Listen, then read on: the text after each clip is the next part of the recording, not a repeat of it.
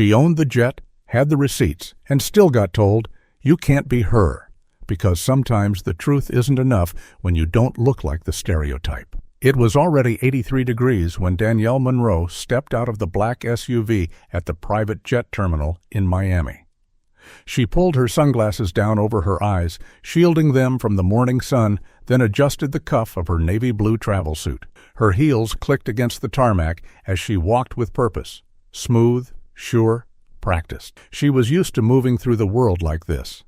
Controlled, efficient, invisible, until necessary. Danielle had just wrapped a panel at the Women Who Build conference. 3 packed days of keynotes, mentorships, and business pitches.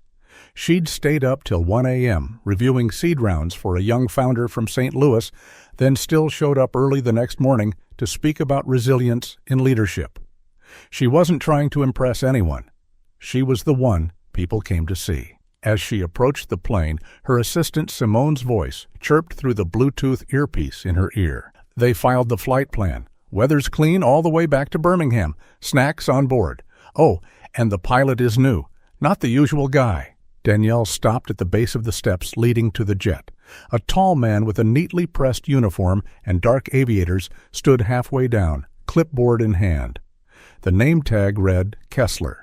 He gave her a tight-lipped smile. Forced, not unfriendly, but rehearsed. "Good morning. This flight is reserved for Ms. Danielle Monroe," he said flatly, flipping through the pages on his clipboard without making eye contact.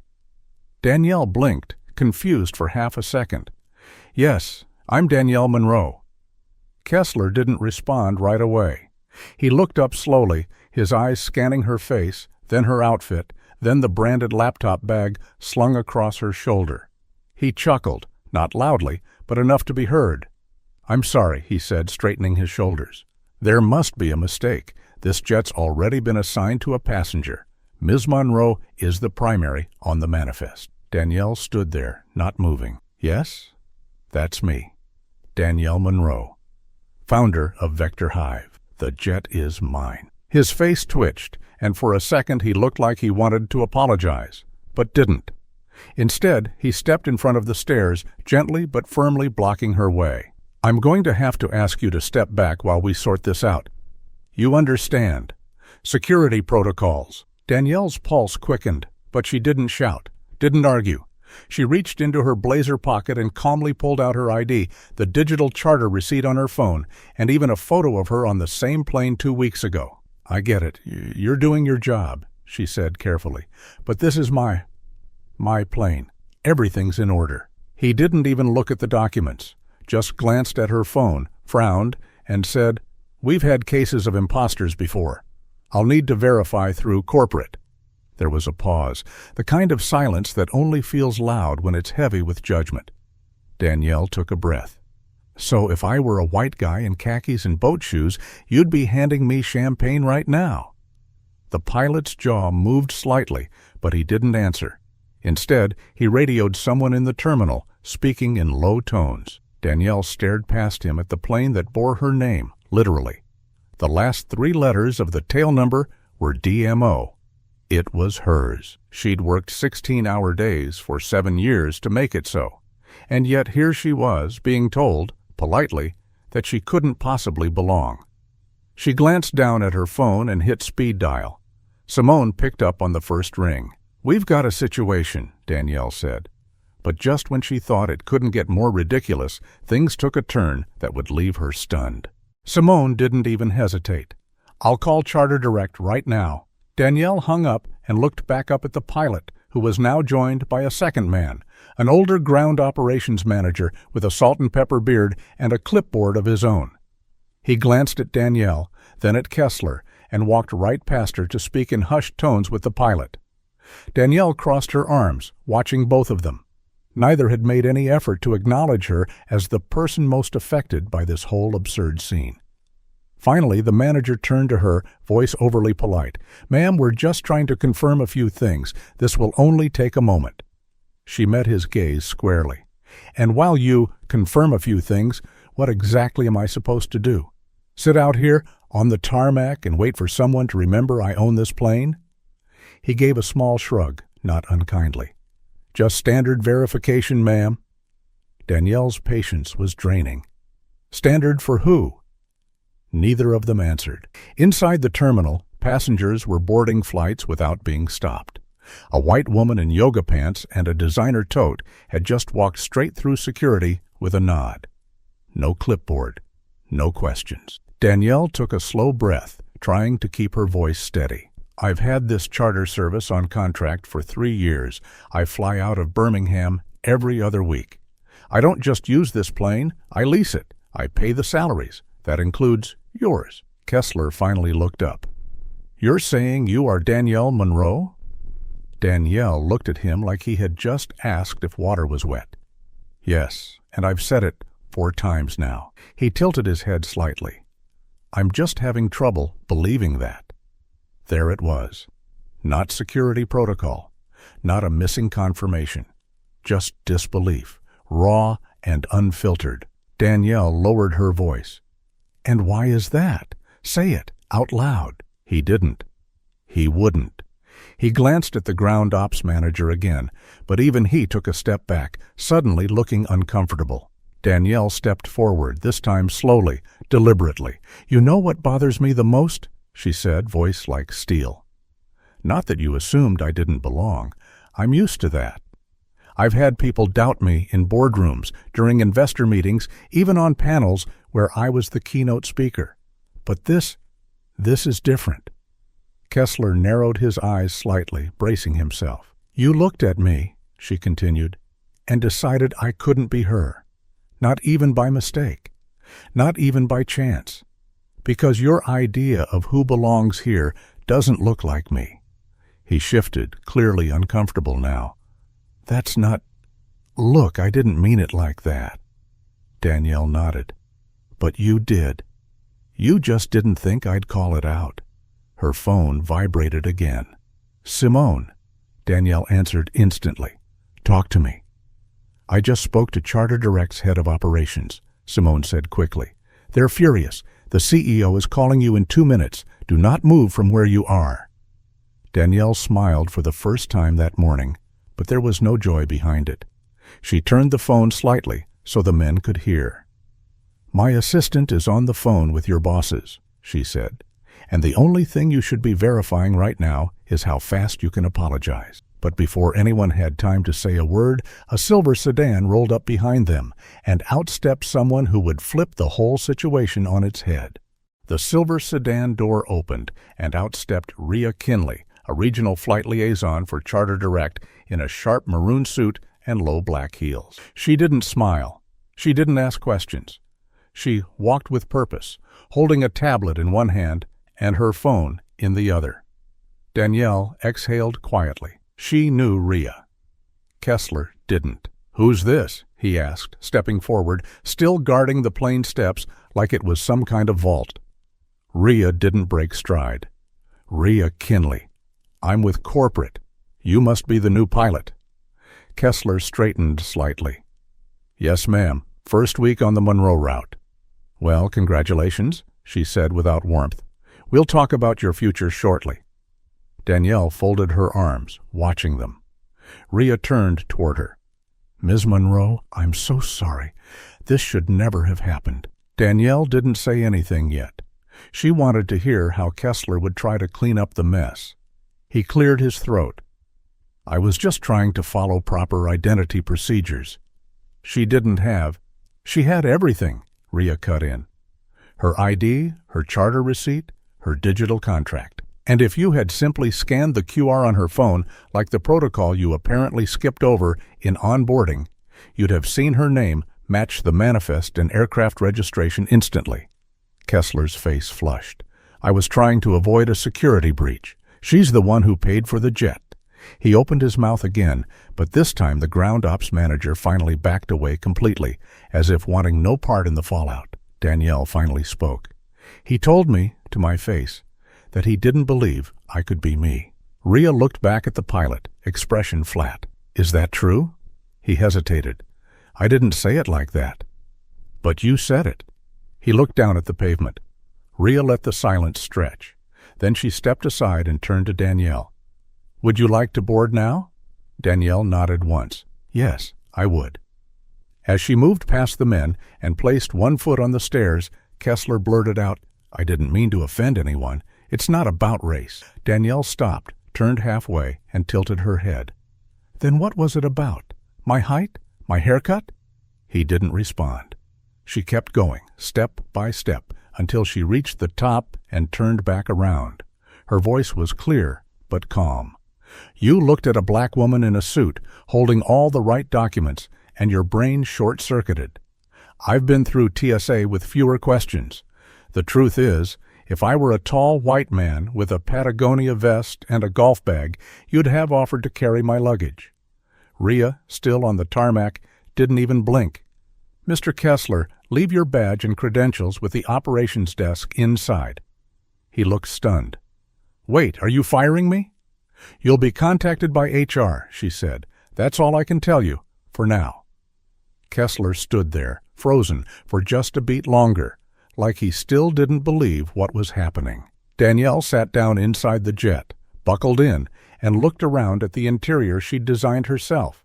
Cream leather, black walnut trim. A small brass plate near the cabin door read, Monroe. Her name, her space. And yet even here, someone had tried to push her out. She pulled out her phone and opened the camera app. She wasn't the type to go live. But today? Today was different. She started recording. I'm sitting on my jet, after being told I wasn't me, after showing everything, ID, receipt, contract, and still, they didn't believe it. All because I didn't look like what they expected. She paused, staring into the lens. I wonder how many women, how many black women especially, go through things like this every day, but no one sees it, no one believes it until the camera's on. She hit stop, but what she didn't expect was how fast the world would respond when she finally shared it. The jet hadn't even taken off before the video started spreading. Danielle posted it on her private account first, just to share with friends, other women in her network. Within an hour, it had been reposted by 3 different business leaders she'd mentored over the years. Then a journalist in Dallas picked it up. Then a popular activist account. Then an actor. By the time she landed in Birmingham, her name was trending. But before the internet caught fire, there was one call, a personal one, that struck a deeper nerve. It came mid-flight. Danielle was sipping water and trying to clear her head when the flight attendant leaned in quietly. There's a call for you from Charter Direct's CEO. Secure line. Danielle slipped on the headset, not quite sure what to expect. Ms. Monroe, the voice came through, low and steady. This is Douglas Tran. I'm calling to offer my sincerest apology. He sounded real, not robotic, not scripted. I reviewed the footage myself, he continued. I also read the transcript from the pilot's comms with the terminal team. It's clear you were profiled, and it's equally clear that we failed you, not just as a customer, but as a human being. Danielle didn't respond right away. She wanted to hear the rest. He continued, We're terminating the pilot effective immediately. That decision's already been made, but I'm not calling about PR. I wanted to call as a father. Danielle's eyebrows lifted slightly. My daughter's 16, he said. Half black, half Vietnamese. Last year, she was stopped by a mall security guard who didn't believe she bought the dress she was wearing. She had the receipt in her bag. Still, they accused her. Danielle let out a soft breath. That hit different. Tran's voice softened. I can't fix what happened, but I want you to know it matters. It matters that you spoke up. It matters that you didn't stay quiet. She sat with that for a moment, eyes fixed on the clouds outside the window. I didn't plan on filming anything, she finally said. But the look on his face, the certainty that I couldn't be who I said I was, that stayed with me. And it's not just about me. It's about what that kind of thinking costs us. It costs a lot, Tran replied. Talent, peace, trust. A silence passed between them. This one felt mutual, respectful. I'd like to fly out and meet you in person, he added. Not to save face, just to listen. No press, no cameras, just us. Danielle nodded, though he couldn't see it. I'll think about it. They exchanged a few more words, clear, direct, grounded, and then she took off the headset and leaned back. Her heart was still pounding, not from the confrontation, but from something else. A slow boil of questions that had no clean answers. How many times had she worked twice as hard for half the trust? How many people got away with doubting her just because they were able to smile while doing it? She thought back to the pilot's voice. Polite, measured, cold. "You're saying you are Danielle Monroe?" The nerve of that. She didn't want revenge. That wasn't her style. But she did want the truth to hang in the air for once, uninterrupted. She scrolled back to the video, rewatching her own face. Calm, clear, focused. Her inbox was filling up. DMs, emails, a few media requests already. But one message stopped her mid-scroll. It was from a woman named Taryn Holt, someone she didn't know. It read, "I watched your video from my car in the Target parking lot and cried. 2 months ago, a cop asked me why I was driving a Tesla, and if it was mine. I didn't film it. I just said yes and drove off. I wish I had done what you did. Thank you for making me feel seen." Danielle stared at it, fingers hovering over the screen. But she didn't realize that message would only be the first of thousands, each one carrying a story like hers. Some worse, some quieter, all real. Danielle had spent her career turning complex tech problems into clean, scalable systems. But what happened that day? There was no neat algorithm for that. By the next morning, the video had been viewed over 2.6 million times. She didn't say much in it, just 45 seconds of quiet truth. But somehow, that hit harder than any angry rant ever could. The internet didn't just react, it roared. People shared their own stories. A black real estate agent locked out of a gated community because security thought he was lost. A Latina doctor asked if she was the nurse. An Indian woman questioned in first class on a Delta flight. Story after story, thread after thread. It was as if Danielle's voice had turned on a microphone in a room full of people who'd been whispering the same thing for years. Still, she didn't expect the next part. 2 days after the flight, Charter Direct released an official statement. But it wasn't the usual empty PR fluff. It was different. They didn't bury it behind a long caption. They didn't sugarcoat it. The title said it all. "We failed Danielle Monroe. Here's why that matters." It wasn't defensive. It was uncomfortable. Honest. They admitted their internal systems relied too heavily on visual confirmation. That new hires weren't trained in implicit bias. That the protocol wasn't broken. It just wasn't built for someone like her.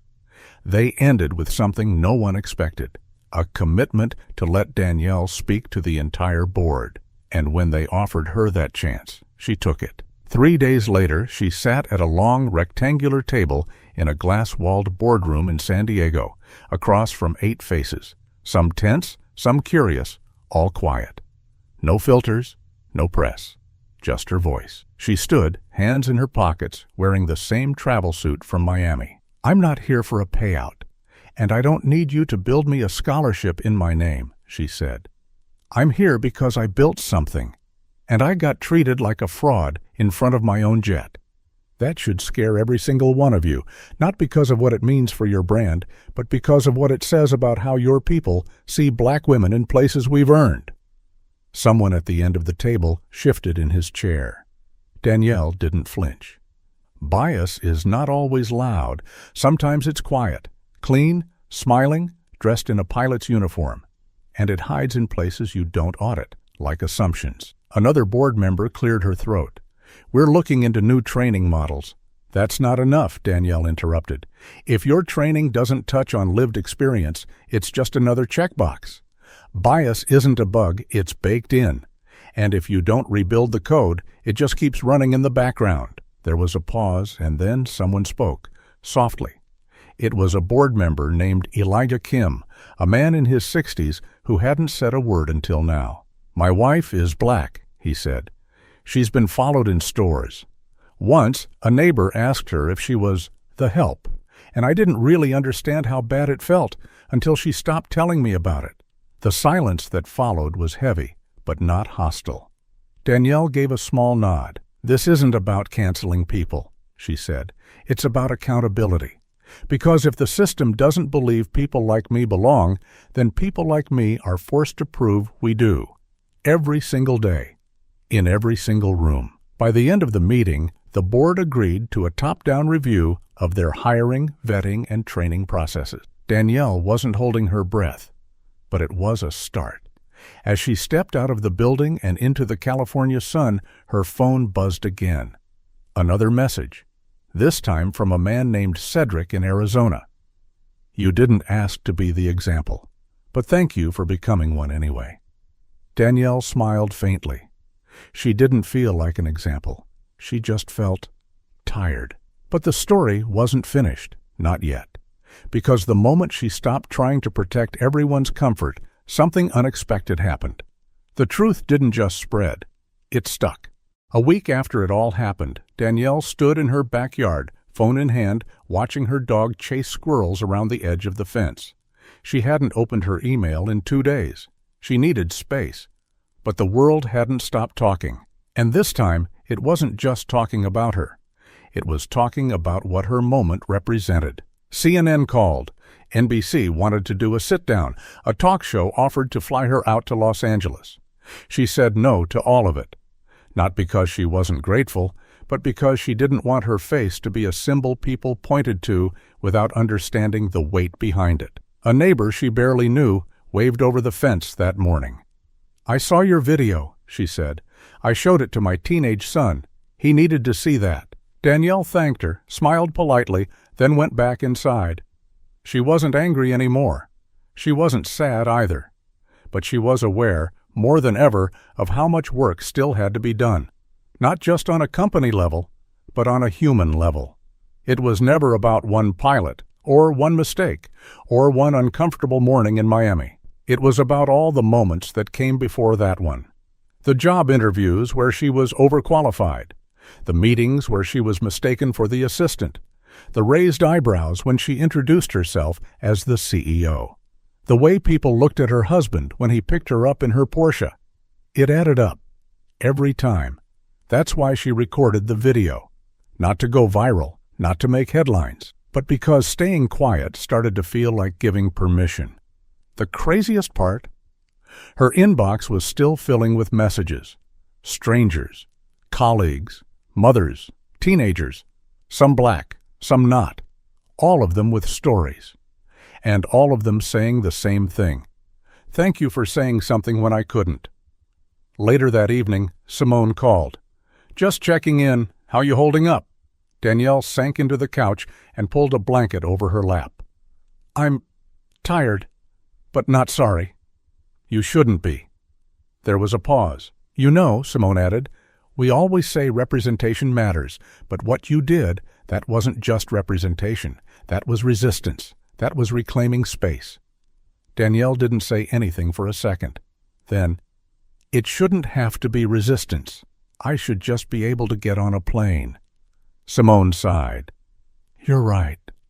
But we're not there yet." They sat in silence for a beat. Then Danielle asked, "Did we ever hear back from Rhea?" "Oh yeah," Simone said. "She sent flowers and a handwritten note. Said you reminded her why she took the job in the first place." Danielle smiled a little. "That's good." The sun was setting through her window now. Orange light spilled across her living room floor. Her dog, now curled up by the fireplace, let out a sleepy grunt. Danielle reached for her journal, something she hadn't touched in months, and scribbled down a few lines. "I didn't choose the moment, but I chose what to do with it." And that was enough for now. Because the real story wasn't what happened in Miami. It was what people saw in that story. What it said about where we are. And what it reminded us about who we still need to become. Sometimes all it takes is one moment. One person saying, "This isn't okay." And suddenly other people start remembering they can speak too. So if something like this has ever happened to you, don't shrink. Don't second-guess yourself. You deserve to take up space. Say your name. Own your story. Now it's your turn. Have you ever been made to feel like you didn't belong in a space you earned? Tell your story in the comments. Somebody out there needs to hear it.